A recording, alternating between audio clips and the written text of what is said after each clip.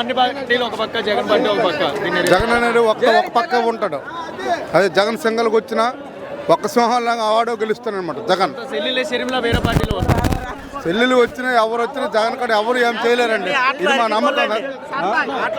అంతే, అన్ని ఆటలు అరటిపల్లే, ఏం కూడా చేయలేరు. మళ్ళీ నెక్స్ట్ చూస్తున్నట్లయితే చంద్రబాబు నాయుడు పవన్ కళ్యాణ్ పొత్తు పెట్టుకొని వస్తున్నారు, జగన్ ఓడిస్తారు.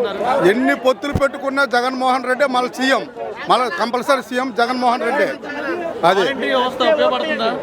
చాలా బాగా ఉపయోగపడుతుంది. రాష్ట్రానికి అప్పు తెచ్చి కావాలనే జీతాలు ఇస్తున్నారు, అనవసరంగా అంటున్నారు. మళ్ళీ జగన్మోహన్ రెడ్డి ఇస్తాడు, అప్పులున్నా ఏదున్నా తీర్చగలడు ఒక జగన్మోహన్ రెడ్డి. అంటున్నారు కదా, దేనికోసం సిద్ధం? దేనికైనా సిద్ధం, పోటీకైనా దేనికైనా ఏనికైనా సీఎం అవడానికి కూడా సిద్ధం.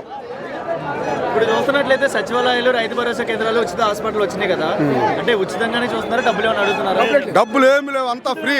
పేదోడికనేది ప్రతి ఒక్కడికి ఫ్రీ. అదే లంచం అనేది ఎక్కడ లేదు. గతంలో జరిగిన అభివృద్ధి పరంగా ఏమైనా డెవలప్మెంట్ జరిగిందా గతంలో మీకు? ఇప్పుడే జరిగిందా? చాలా జరిగాయి, ఇప్పుడే చాలా జరిగాయి.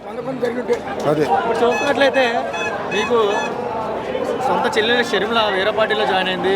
జగన్ చాలా అంటే ఎదురుగా సొంత చెల్లెలే కదా, ఎలాగైనా మళ్ళీ వేరే పార్టీలో జాయిన్ అయింది. ఎలా అనిపిస్తుంది ప్రజల్లో మీకు? ఎలా ఎంత సొంత చెల్లి అయినా జగన్మోహన్ రెడ్డి, సొంత చెల్లి అయినా తల్లి అయినా జగన్మోహన్ రెడ్డి సీఎం అండి. అది ఎవరైనా సరే మళ్ళా ఆంధ్రప్రదేశ్కి జగన్మోహన్ రెడ్డి సీఎం కావాలి, రావాలి, కావాలి.